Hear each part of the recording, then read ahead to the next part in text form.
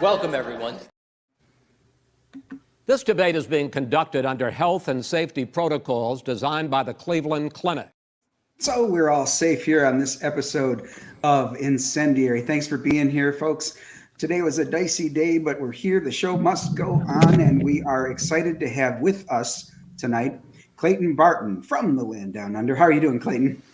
Hey, what's up, everybody? I'm doing pretty darn good. It's an honor and a pleasure to be here with you all. Can't wait to get into some debating. We'll see if you still say that after we debate you for a while. Oh, I'll leave a different man. Yeah, that's right. It's nice to meet you, sir. Haven't we met before? Yes, we have, but it's been a while. Oh, Anyway, okay. I thought everybody might say hello, that's all.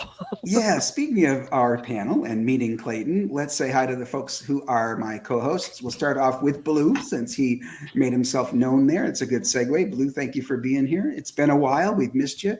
Glad you had a chance to be with us tonight. Thanks. I'm happy to be here. Awesome. Jake, thanks for being here, sir. I hear Wesley is down for the count, so that's helpful. That's right. Conking Z's, counting sheep, and I'm a happy camper right now. All right. Yeah, no doubt. From a kid. Fanta, how are you doing this week?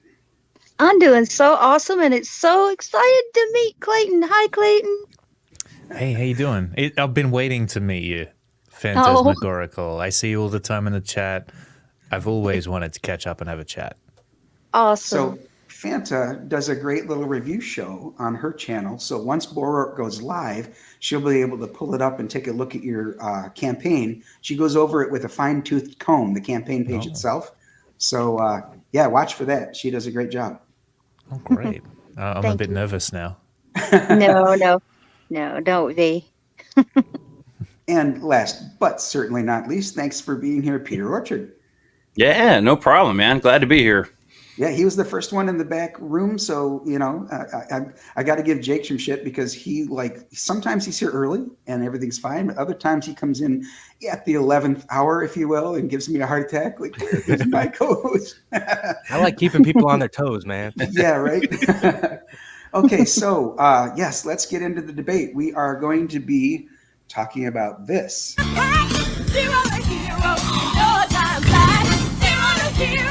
Just like that. And they say that a hero can save us.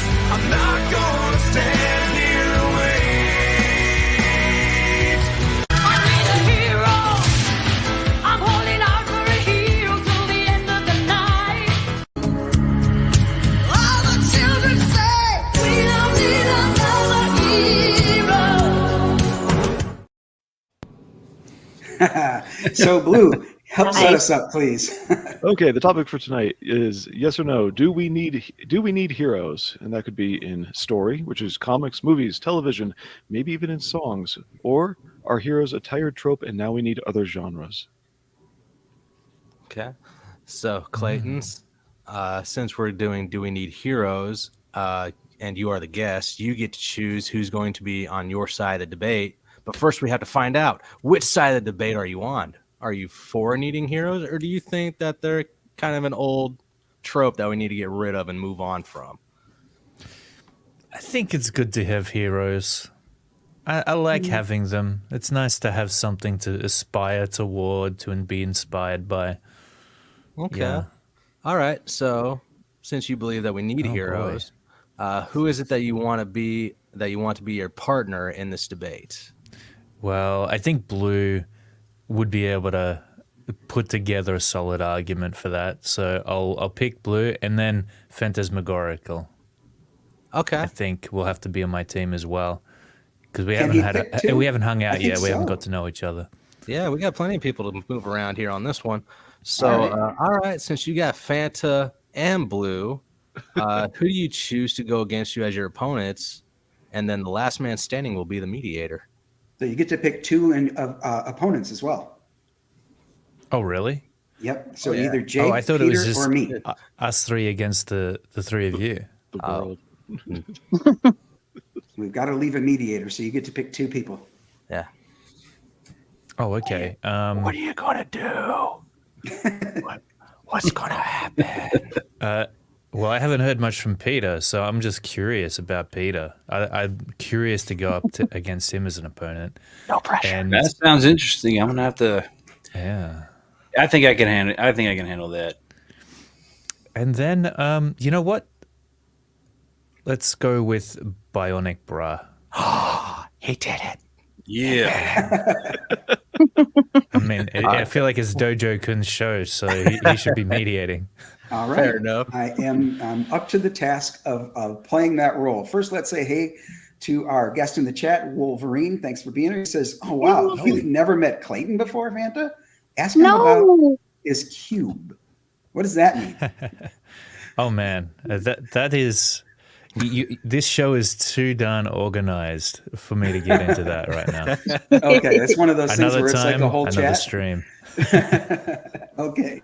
All right. So as mediator, what I want to do is get us started off, and that is with you as our guest, Clayton. We allow the guest to go first to state their side of the argument. You say, yes, we still need heroes. So I'm stating that we need heroes. Right. Okay, and am I giving an argument as to You why are we going to do? argue as to why do we still need them? Okay, we still need heroes because heroes, I feel like, originated with what we think of as God. Human beings have always needed to have some sort of ideal to look toward, to direct them in life. Humans are really good at following something. If you take that away, things start to go haywire. Bad stuff starts happening without that. If there's a lack of leadership within the tribe, then they at least need something that they've made up, some kind of ideal that they live up to. And that's what heroes give us.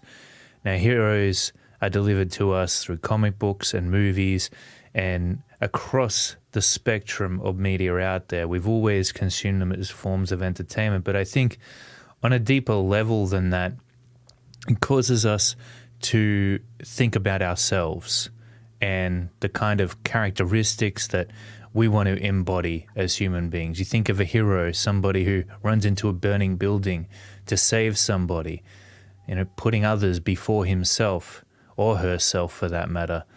And that's a beautiful thing. That's a wonderful thing. We like to think of ourselves as people who would do such acts, who would put others before ourselves, others' well-being. And so without that, what do you have to look toward? Villains? Civilians? Apathy? People who just don't care, who are self-centered? I simply think that the world is better with heroes in it than without it. And that's why I'm arguing for heroes. Dude, you took everything I was thinking about. That is so cool. I Really? feel like Yeah, really no. cool, man. I read your mind.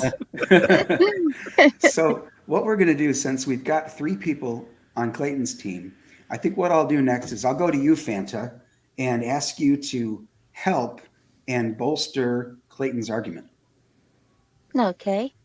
Well, I think we still need heroes because there's so much in the world that's just you feel insecure in a way, and when there are things for you to escape into and like put yourself in a hero's shoes in a comic book or a movie or a song, you just get a little bit of reassurance that maybe things are going to be okay. If we didn't have that, I think it'd be a much, much sadder place.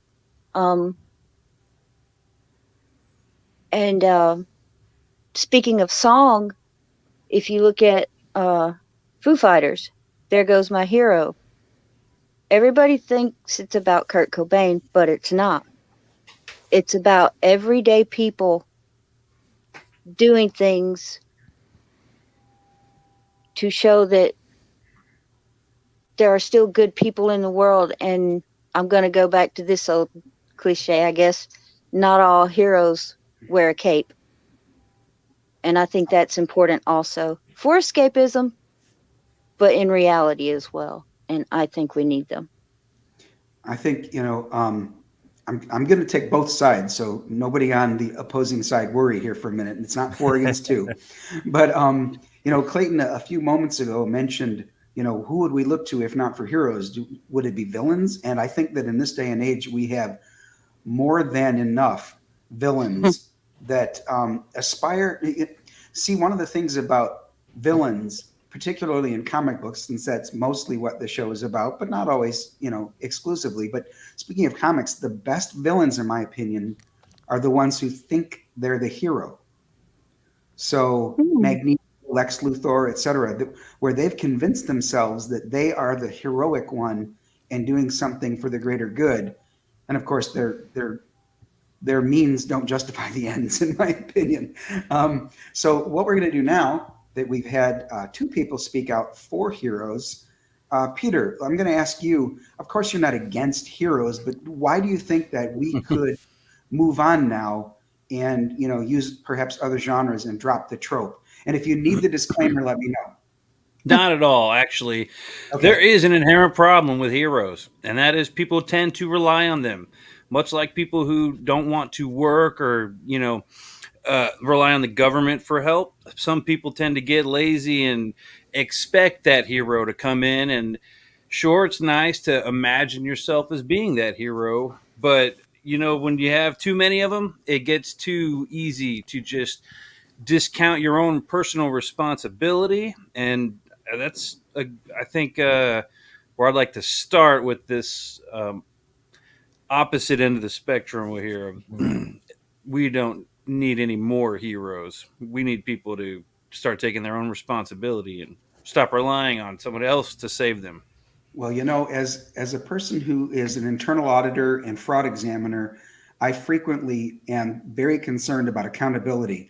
We have a lot of people who are in leadership roles who aren't held accountable for their mistakes. Now, I understand everyone makes mistakes, but there are times where they make decisions that turned out to be mistakes, and they're not always ethical.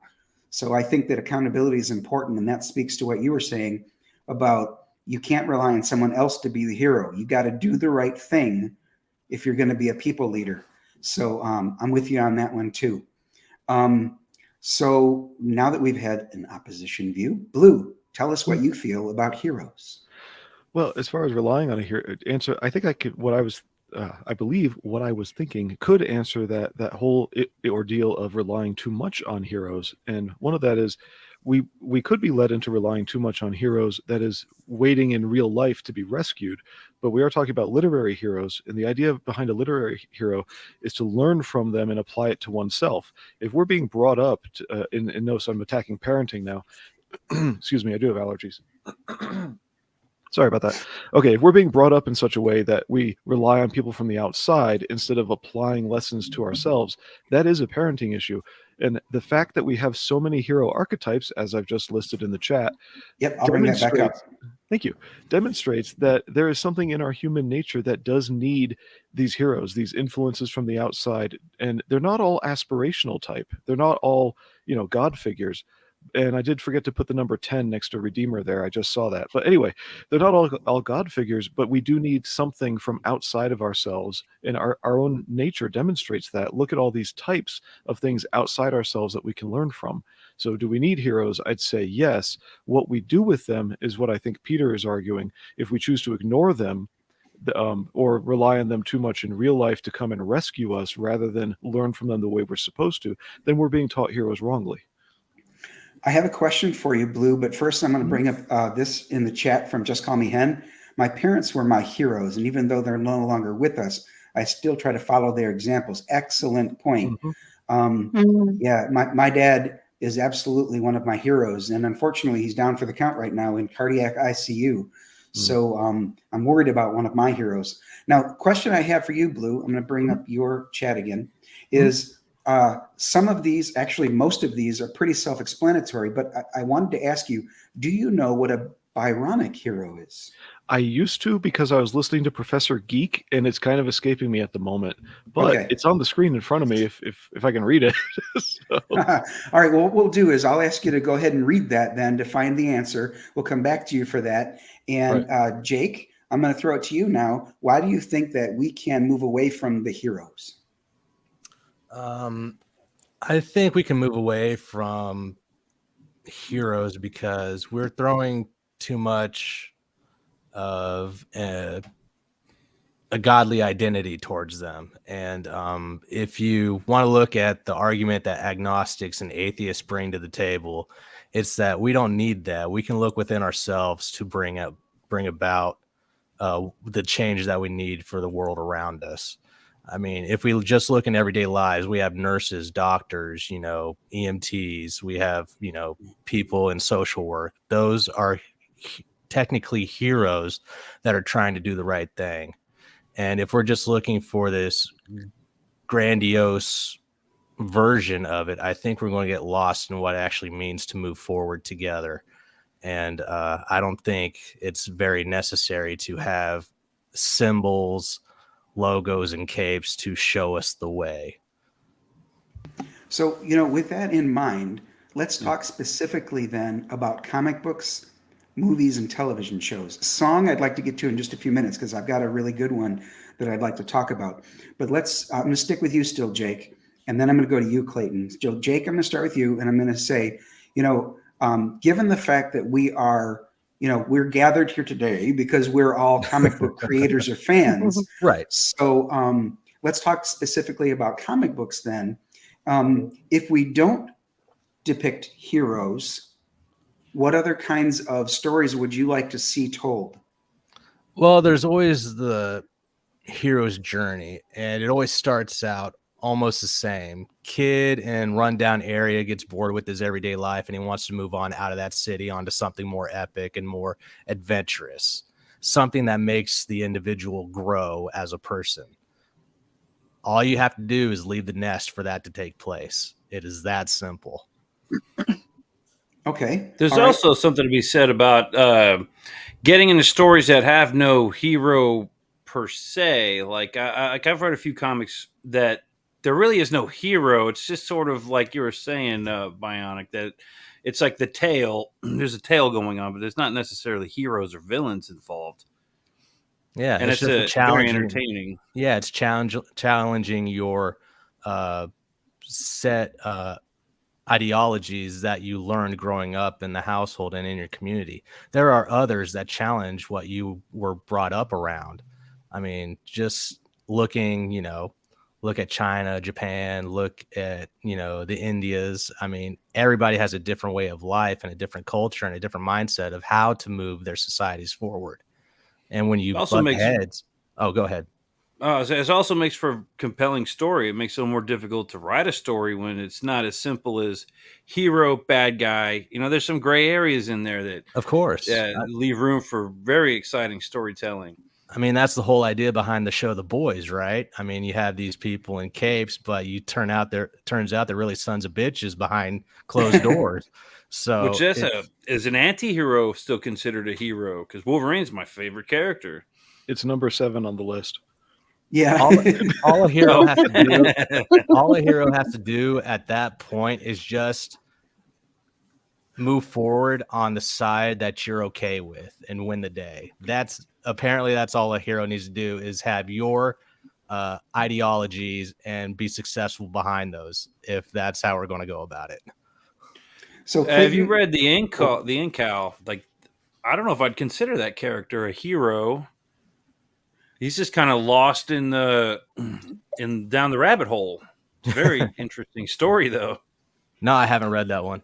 So does he have, do you think that he experiences character growth as he's experiencing that situation?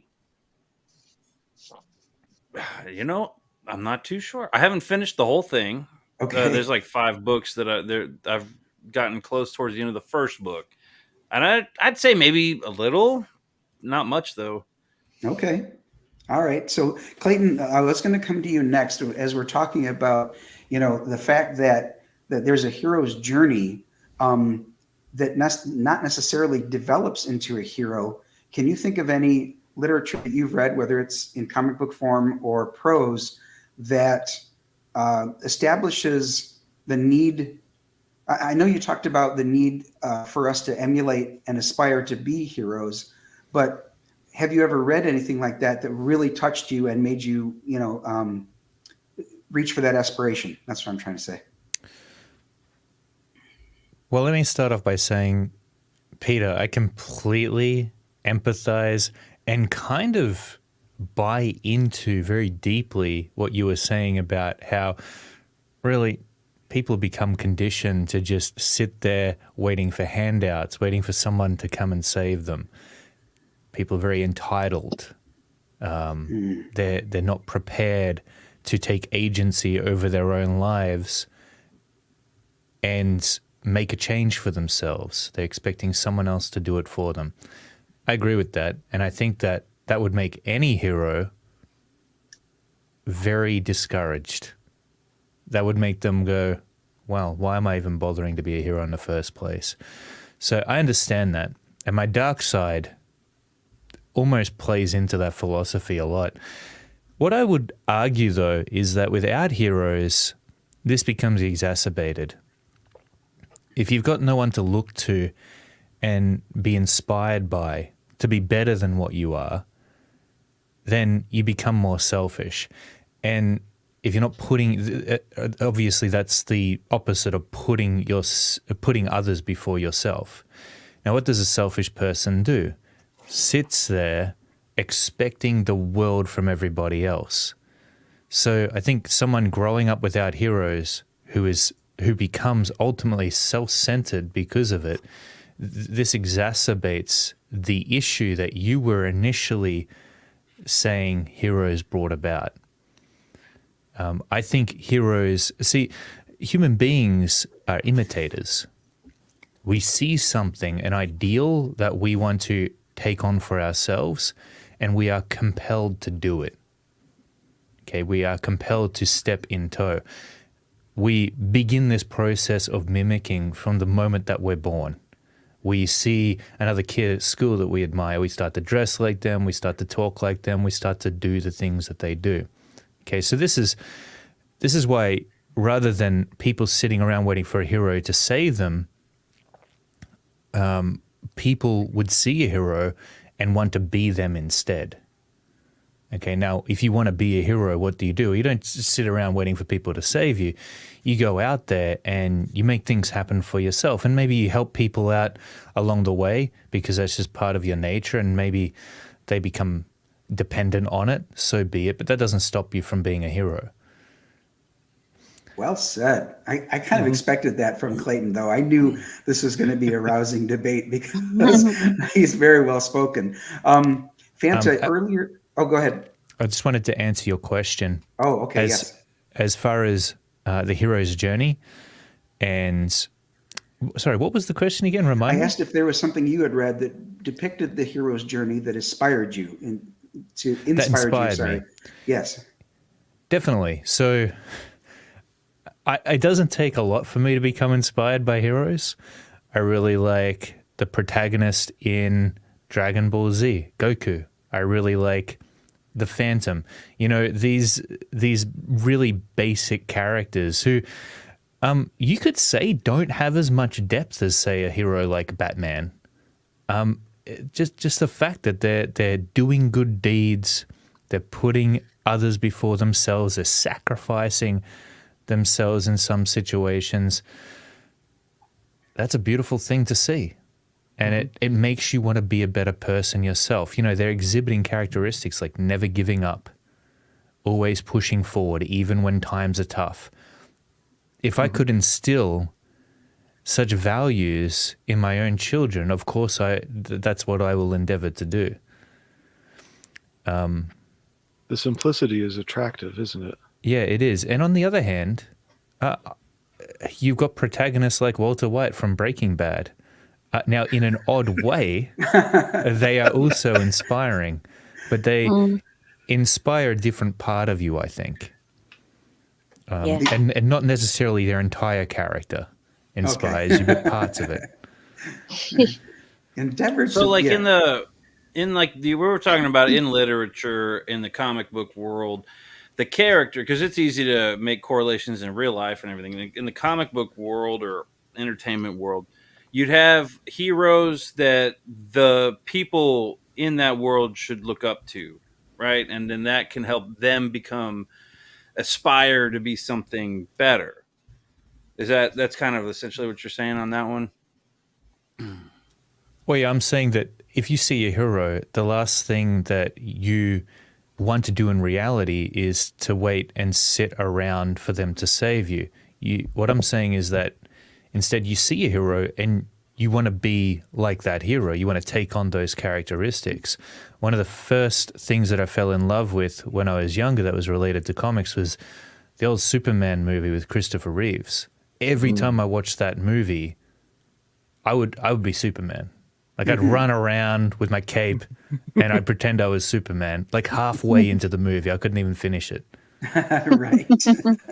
You know, Like Clayton's- Syndrome in The Incredibles. He was a super fan of Mr. Incredible who was too busy, I mean, granted, to pay attention to the people who looked up to him the most, thus creating his future villains.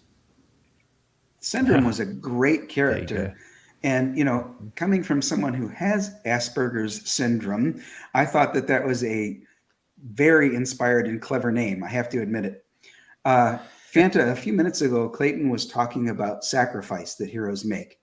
And I wanted to get your opinion. I don't know if you saw that one DM I wrote, but there's a song out right now by Hardy called "Wait in the Truck," and in it he sees he's like off the beaten track. He's kind of lost. He sees a hitchhiker, so he pulls over to pick her up. She gets in the truck and has clearly been beaten by her man. She's bloodied, she's bruised and maybe broken. And he doesn't ask her a bunch of questions. She simply says to her, "Where is he?" She tells him where he is.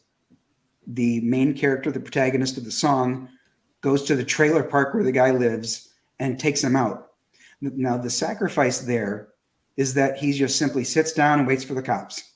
Like, hey, I realize what I did was illegal, but I'm inspired by the song, not to go out and kill people, but you know, yeah, don't anybody get the wrong idea here.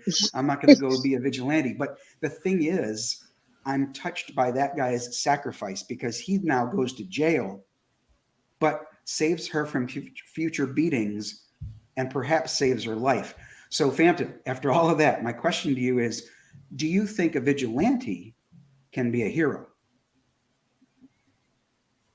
Yes, All and I right. can tell you So- why. No, I'm kidding. Go ahead. Yes. There's a true story. It really happened not too long ago.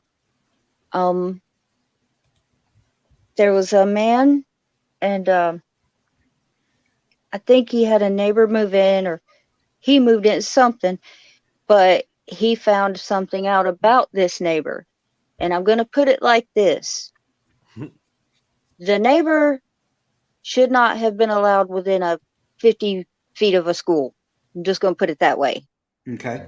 So you kind of know what I'm talking about. Yes, I little think we bit. all do. Yep. Well, the man goes over and takes that guy out,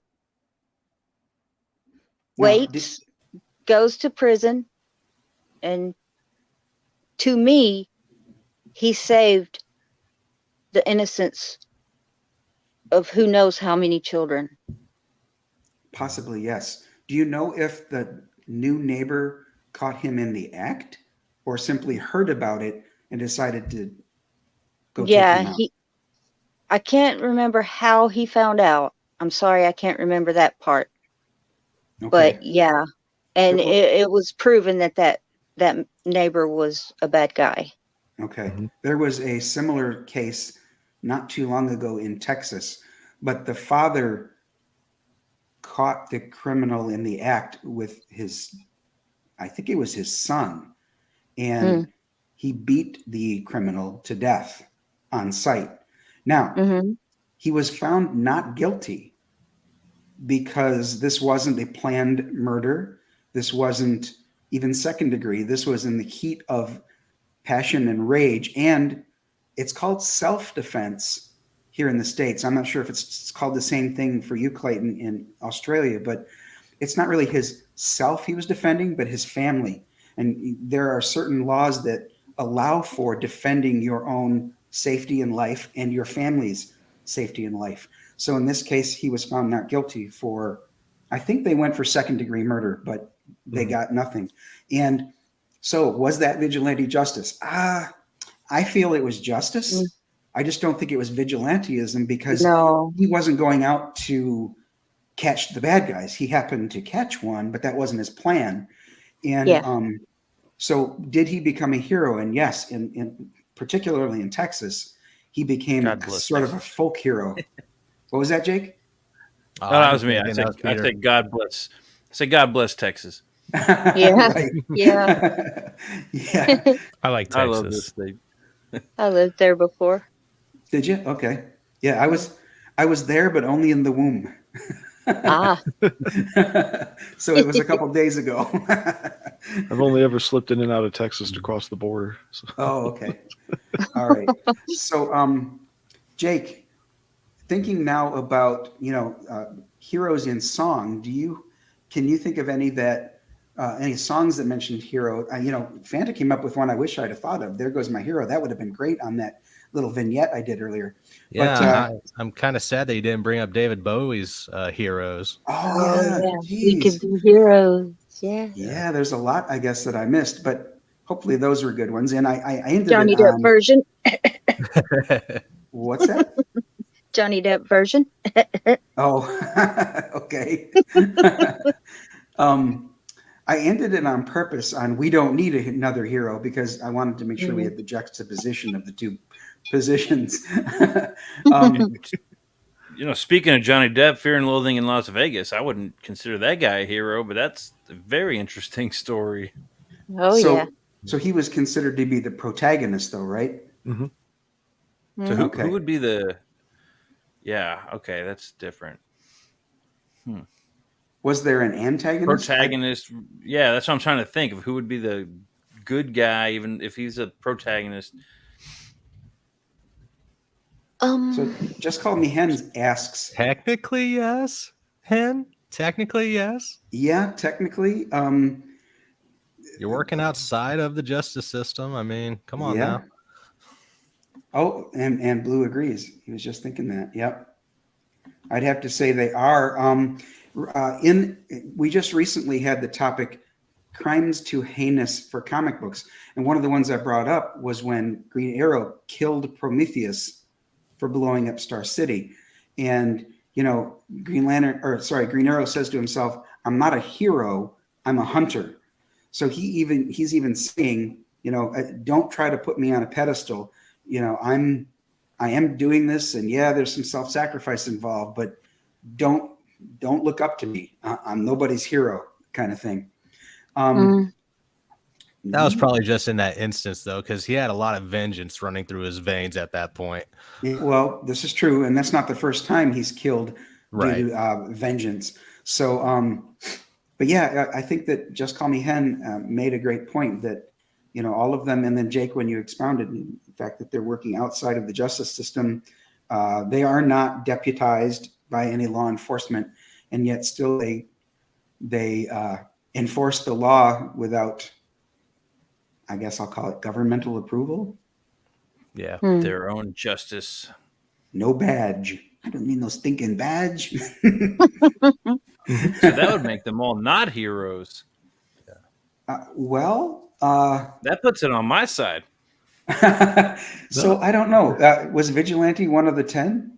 Who needs a badge when you have a crest on your chest? That's right. No, it was not. But superhero. Okay, so superhero was one of the examples of hero archetypes. Anti-hero. So there you've got Wolverine, Punisher, maybe Green Arrow. Is John Wick an anti-hero? I mean, he's a bad guy just killing other bad guys. John Wick's awesome. Yeah, And- that's an and- anti-hero. I agree. You could argue that Dexter falls into that same category, Ooh. where he's a Yeah, serial Dexter's another killer one. killing serial killers. So does that make Yeah. him heroic? I don't know. I mean, I think he's still a bad guy, but he's just happens He's to also be cleaning up. doing all this for his own selfish means. He's mad because they killed his dog, not because it's the right thing to do. Oh, we're back to Wick? Yeah, absolutely. No, that's what. Yeah, I guess my point on John Wick. Okay. Yeah, it depends, because what are we saying heroes are? Is hero just a label, or is it a set of values? If it's a set of values, then it becomes very easy to determine who's a hero and who's not a hero. Because if they're displaying those values and they're putting them into practice, then they're a hero. And if they're not, if they're doing things for their own selfish means, then maybe not as much Yeah. of a hero. Well, Then that's Jim what was about, not like, good. When or you just say what about, like, values, honor. oh, sorry. I'm sorry. No. Go ahead. Well, when you say values, that assumes certain values, such as their own selfish means may be their values, and then they live them out. You know, I've seen people proclaim certain things that I then answer with, unless you're a serial killer, you know, because if things are just based on oneself. I'll get to quoting Professor Geekmore after Peter. Hey, Peter. I was just going to say, how many gangs, cartels have killed people in the name of honor, which some people would consider that a value. Particularly Yakuza. Yep. So if we're just dishing out service, doesn't matter if it's done honorably or dishonorably, good or bad. Well, it's a combination of values. So, But justice is justice. I mean, if it's well, that's the thing, is that you could take the characteristics of a hero and you can twist them. Magneto came up before. To him, he's the hero. Yes. That's And true. it's not hard, actually, to understand why he would think that he's the hero, and indeed why he actually might be the hero. So There has long been a it trope can be called twisted. Magneto was right. Yeah. Yep. And this is why we have to be aware ourselves of, we have to take a step outside our own intentions sometimes, what we think is the right thing we're doing, and ask ourselves, well, objectively, is this going to pan out for the betterment of other people? Or Which other is people? is this going to be for the better good? And the thing is that, well, Magneto would say yes, that it is Yeah. for the better good. So Hey, Paul. Thanks for it being depends on the person, and it depends on the result of their actions. here. Yeah, to Peter's point, when he says, which other people, Magneto is trying to be the hero for the mutants. Yeah. And the villain in his eyes are the rest of us. Well, So- there's different ways that you could go about it as a hero. Imagine for a second that you're a superhero and you are the most powerful being on this planet. Now, how you decide to do the things that you think will make a change in society or will be for the betterment of mankind, the way in which you decide to execute the things that you feel will make that possible is important. Because Magneto, the way in which he's trying to save the mutants is not necessarily the most heroic way that you could go about it. It's like Thanos saying, well, you know what, it would just be better if half the universe was wiped out. Is it the best way that he could achieve what it was he was after, what he thought would be the best solution to whatever problem there was? If he had the stones, he would have been able to double the amount of resources Yes. that he was claiming were the reason he had to kill half the universe. Right. Right. He wasn't thinking You're- straight. There's You're lots of making me think options. of Light from Death Note, who had all that power, and he thought he was doing something good, but turned out it wasn't so great. And isn't and- that awesome? Because that's realistic. That Yeah, is the battle that a hero must face.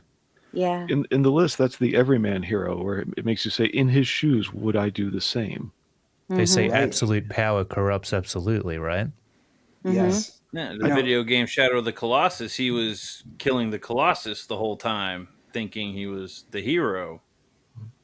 You know, I did not Now, mean if for anyone that. had ever played that video game, sorry. No, I missed it, but I did not mean for that list of 10 to be totally definitive because people might use different labels or there might be ones not included. But man, it has been helpful tonight having it in Yeah, front of it me as we has. talk. Appreciate Can I that. go back to John Wick for a second? Okay. Okay, Always. it was a book before a movie, right?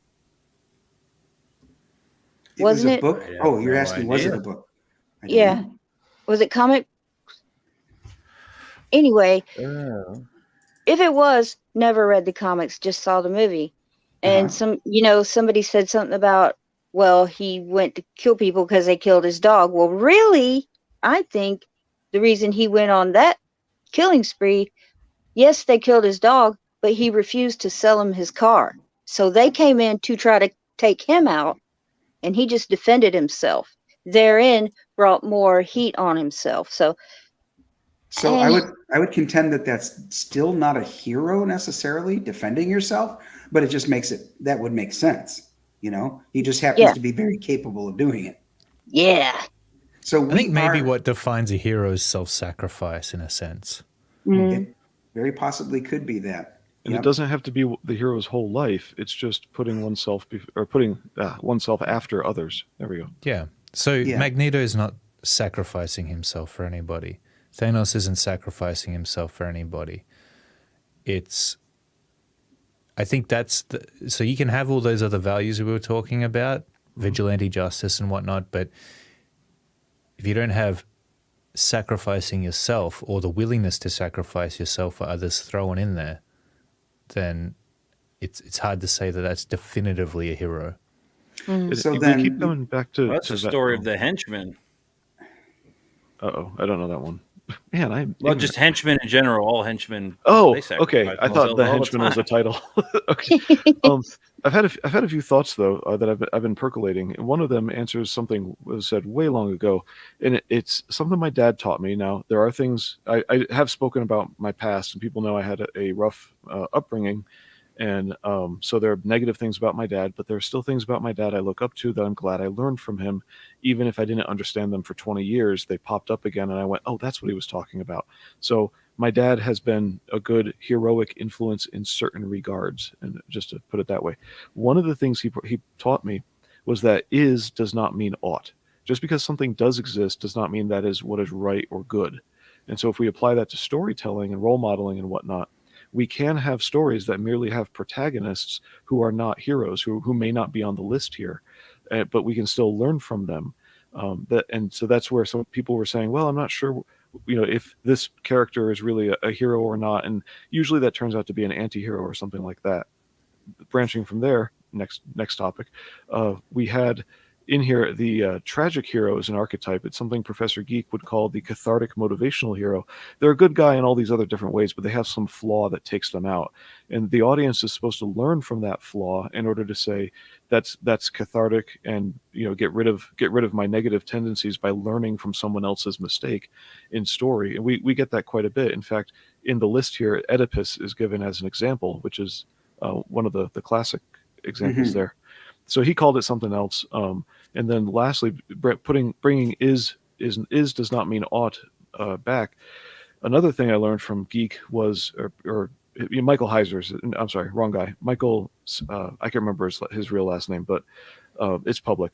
Anyway, another thing he brought out was that the definition of hero and villain used to be based on who was more moral. And Clayton here has brought up values a few times. Well, it's whose values, which values. We tend to assume a certain set of values as a culture, and those values came from somewhere, but they're the background noise now. We don't even realize it. Like if they are allegedly Christian influenced, then they might be assumed by a culture, and they might even be maintained by that culture for a time after letting go of the original source for those values. So in his definition that he was giving about hero and villain, the more moral one is always the hero, and the less moral one is always the villain. And I wasn't sure if that was supposed to be, I believe it could work either way, that it's more and less moral than each other, or more and less moral than the reader is assumed to be by the writer. And so we have heroes that way, but it always goes back to, well, in what culture now, because which set of values are we talking about? Yes, And a hero in the there you United go, States Clayton. may not be a hero in, let's say, Vietnam. China. Yeah, exactly. And is there such a thing as universal values? There is, but I don't know that they're expressed in such a way that we would all agree that they are. Well, gravity and the speed of light. There you go. Yeah. So listen, we are almost at 10 minutes to the top of the hour. We've gone quite a while on this topic. I love the discussion we've had. But speaking of heroes, I'm going to take this as an opportunity for a segue because I want to ask Clayton about Borork. Now, the name of it is A Bloody Bounty.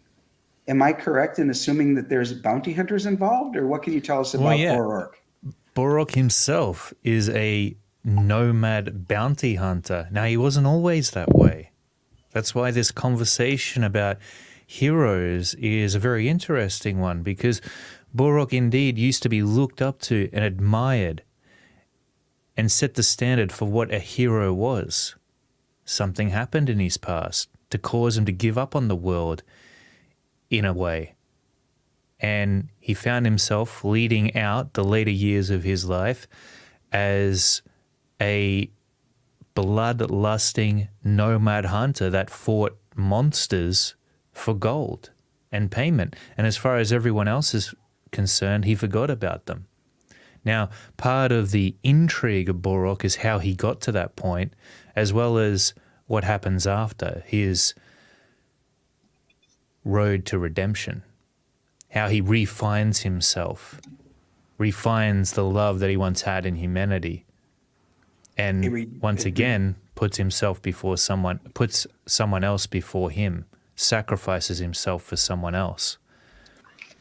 A redemption arc is always one that's aspirational. So definitely appreciate that. I'm going to go over to the page and ask you now to, I know this is a sign up page. So everybody, signing up is absolutely free. You're going to want to know when this goes live. Do you have any idea when we might go live, Clayton? Not sure yet, honestly. You want to wait for a certain number of signups? Possibly. To be honest with you, this book is very close to being finished. I've got four more pages I've got to ink up, and Corey's going to color those, and that'll be it. Then I'm just going through and making sure that everything's ready for print. Wow, okay. The idea behind that is we took a long time on Kozor, so we wanted to get Borork mostly done before we decided to launch the campaign for it, and not drag it out, just get it fulfilled as fast as possible to show our backers that, hey, you know what, we learned a lot from the last campaign, and we can actually fulfill a book in a timely manner. So that's really the goal for Borork at this point. Right. So I don't want to leave this pre-launch page open for like 6 months. I'm thinking more like we'll launch this campaign in maybe 2 months. Okay. Run it for 60 days and then fulfill it pretty much straight away. So everybody, you need to get out there, sign up, so you find out when it goes live and get any updates, the latest news from the campaign. As you can see, let me make sure here. Yep. As you can see, Clayton knows he's got the chops. This is your art, correct, Clayton? Well, here's the thing. Borork was created by an incredibly talented team of people that I composed. The final line artist, Julius Gopez, is the man to credit who brought my vision for Borork to life based upon the layouts that I did up for him. And then Corey came in and colored everything up, taking it to the next level of just visual gorgeousness. So I really couldn't be happier with the end result. As far as the part that I played in Borork, I designed all the characters, wrote the book, and did all the layouts for it. So everything you're seeing here is based upon you can think of me as like the director for the comic book. If I'm choosing the shots and how it's all going to play out, that's the role that I played. Okay. And I chose Julius because when I saw his art, it reminded me a lot of the old Conan the Conan Savage Sword comic books that John Buscema and Alfredo Alcala were putting out back in the day. And I just thought it's been so long since people have seen that level of legendary artwork within their comics that it would be an absolute dream to create a book that possessed it. And that's what you're getting here with Borork. I think that this genre is making a resurgence of late, at least in the network of comic book creators that we're a part of. And I like it. I've always liked Conan the Barbarian, King Conan, Savage Sword of Conan. They always had interesting stories. And again, you know, heroic, yes, he would sacrifice himself, put himself in mortal danger to save others. On the other hand, he was also very self-serving. So he sort of walked that line, and it was a pretty fine line. Oh, yeah. I want to... I mentioned moral quandaries on the pre-launch page. These are some of the things that Borork faces along the way. And that's because I wanted this book to not just be the typical hero's journey. It's a very easy read. Okay, it's not confusing. It's simple to follow. And on the surface, it won't seem like the characters have an endless amount of depth to them. But they'll be interesting enough to keep you reading. And as you continue reading, you'll realize that not everything is just black and white. There's a lot of gray areas. And you yourself, as you see Borork make the decisions that he makes along the way, as you see some of the other side characters executing actions that you might find questionable, you yourself will start to really sit down and think, well, ultimately, what would the right conclusion be here? What would I do in this situation? And the reason that I wanted to incorporate that into this book is because that's truly how I feel life is. It unfolds somewhere in the middle. It's never one end of the spectrum or the other. And it seems like a large majority of the world lives as though it does. You know, like there's a definitive difference between good or bad. But in the end, sometimes you've got to do bad things for the better good. And a lot of the times you find that people are making seemingly good decisions for the worst. So I want to get people, you know, I want to open up their minds to this stuff. I want to stretch their thinking on what is right and wrong. And I want to give them a bit more to think about than just that. I want to give them something more real and more grounded. This artwork looks amazing, man. I'm looking at this one of the green demon guy down at the bottom of that page. That looks Zol. freaking sweet. Yeah, right there. Evil necromancer. Yeah, that's some sick artwork, man. You know man. what? I stopped on this one because I swear to you, this character right here, which I understand this is the main character, right? Yeah, Borork. This picture in particular reminds me of somebody. I mean, it's driving me crazy. I can't think of who it is that this looks like, but man, it looks like Kind of somebody looks I like know. me. Oh, I yeah. think so, huh? And Oh, 'cause- this scene is one of the coolest scenes, by the way, that I've clipped this from. Corey actually helped me come up with it. Oh. It's a bit shocking, actually. What they're seeing will probably shock you. Oh, wow. Okay. Yeah. Down the Let me hill in the read the book. village. Okay. It made me think of another song. Do And tell. if Hen's still here, I'm going to say his name, Hen, and you can't do anything about it. Chris Cornell, he's my favorite, has a song called When Bad Does Good. And when Clayton said that a second ago, I went right to that song. So, Clayton, listen to that song if you haven't heard it. Yeah, I will. I absolutely will. Chris Cornell had an amazing voice. Yeah. Gone too soon. R.I.P. Some people say I'm obsessed, and I don't care. I like the idea of Borork being seen as the villain precisely because he did what was objectively good. He knew what was right. He did it, and he was seen as the devil because of it. Wow. Okay. Okay, I'm getting this book. Yeah, Oh, yeah. I'm getting I more and know, more right? intrigued. I signed up just a minute ago. I can't wait. Good. You know, I'm as, the campaign. I'm breaking some of my standards for you because I don't know what the price is going to be, but I'm like, okay, 32 pages of moral quandary. I got to read It's a this. 32 pager. I'm going to get it. I'm going to test the prints out here, but I'm going to ultimately get it fulfilled in the US so that the shipping isn't as much, so that people get their books faster. And because it's 32 pages, that should also bring the price down lower a little bit too. Because that's one of the main issues for a lot of backers, especially these days with the economy the way it is. Oh yeah, absolutely. That $25 price point most people tend to have. It does seem a little bit high on some of the comics, but man, honestly, even at 32 pages, if I'm going to get this, I'm happy to pay it. It's a gem. And I like how you're using beautiful artwork to draw people in, and then or interesting artwork because some of it's deliberately evil looking, which is like, is that beautiful or not? Hey, but Yeah. you draw people in, but you want to present them with this story that makes them think, and I'm just like, yes, this is beautiful. I want this. For sure. Absolutely. So, Just Call Me Hen has a question for you, Clayton. Will there be a digital version? I'm not too sure yet, to be quite honest with you. She lives in the UK. That's why she's. I asking. see. Yeah. Yeah. Yeah, there might be a digital version. I just got to think about how we're going to go about the pricing on that and how we distribute it, that kind of thing.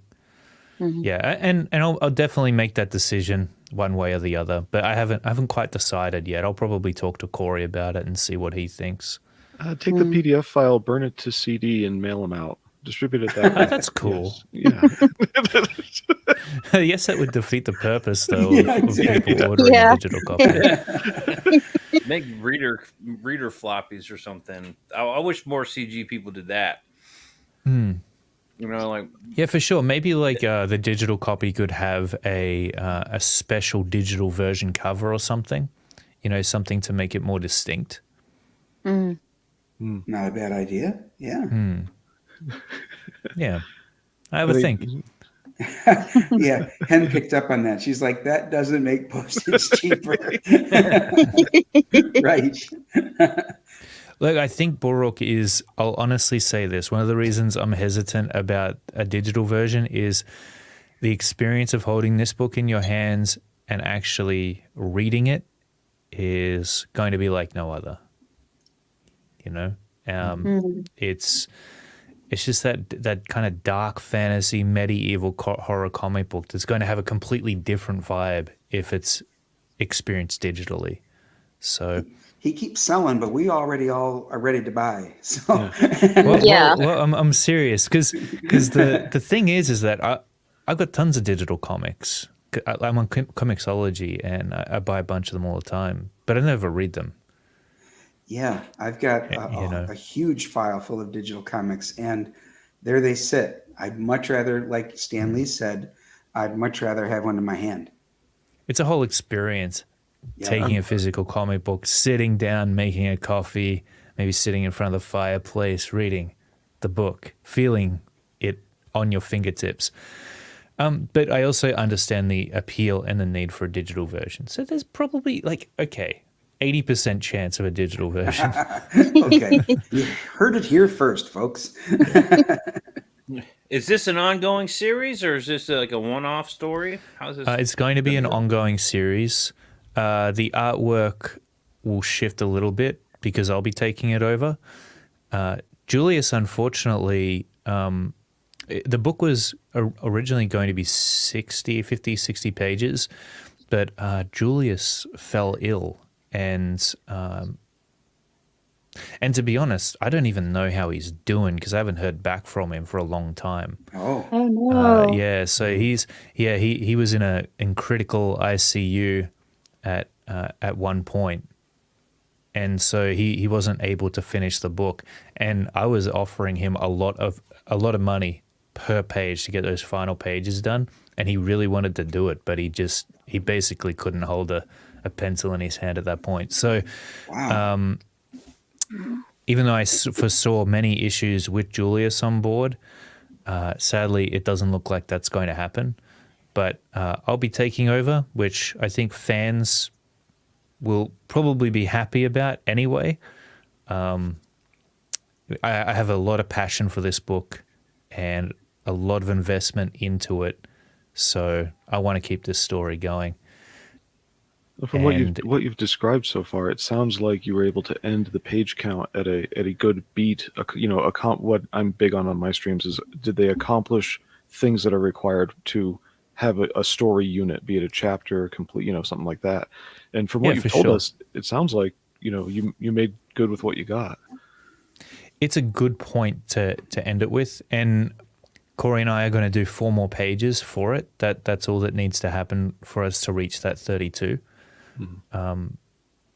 But most of it's Julius Gopez. And of course, I would have wanted him to go all the way to the 32, but he had to tap out right mm-hmm. at the end there, unfortunately. It's very sad, because Julius is, I feel, one of those undiscovered talents that just, man, it's going to be very, you don't come across them very often. They're very rare. We obviously, our thoughts and prayers go out to him. I hope he is okay, and you hear from him sometime soon. Yeah, we'll see. Yeah, here's I don't hoping. know. I had to reach out to one of his friends to see how he was doing, and not really any change. I think he's a little bit better. Okay. But he's still here. He's alive. That's something. Yeah. Yeah, thank goodness. So who knows? Maybe he'll come full circle, do a great recovery, and get back to you somehow, and maybe help on the second issue. That'd be really great. My vision for Borork is I want to get to a point where I can have a hardcover edition of Borork, because I ordered a series of story. It was a graphic novel that was presented in slightly larger format hardcover, mm-hmm. and I read that thing, man, and it was just such a beautiful experience. Mm-hmm. It felt like so much quality was being held in my hands. So the plan then is to maybe gather several issues of Borork into like a trade hardcover. Yeah, I'd love to do that. Okay. Let's say 100 pages worth of comic at least, and compile it into a hardcover edition. So you definitely have plans for the future in this book. So yeah, that also is endearing and something that I would want to back. So you got a day one backer here, as long as I'm available on day one, and for sure. And you make us all aware. And of course, since I signed up earlier, I'll know when you're going to go live. I have some guesses as to where you go live, but you may surprise us. I don't even know yet. Okay. With an eye towards a hardcover in the future, I know that means the binding is, there'll be a gutter where the art disappears in the middle and all that. But in the meantime, with only 32 pages, if you choose to staple bound this, I'm open to that. It's part of the physical experiences. It'll be staple bound. I want it to feel like a comic. Good. Excellent. Yeah. Thank you. Yeah, for sure. All right. So let us, first of all, I want to say thank you to those of you who in the chat spent some time with us, gave us your opinions. I know that a lot of folks are going to watch after the fact because a lot of streams are going on each night. I really like to see those rewatch numbers climbing. It's great that some of you come and watch the show later. We appreciate you. I want to say thank you so much to Clayton for being here, not just to show the book, but to also have that debate with us. I loved your input on that, and very well spoken. And of course, the well-spoken panel that's here with me, hopefully every week. We want to thank you all for being here, and be with us next week on Incendiary. Oh, absolute pleasure to be here. Thanks so much for having me. You bet. Thanks, Clayton. So good meeting you, Clayton. Finally. Great to meet you too, Fanta. Yeah. Thank and good hanging with the rest of you as well. All right.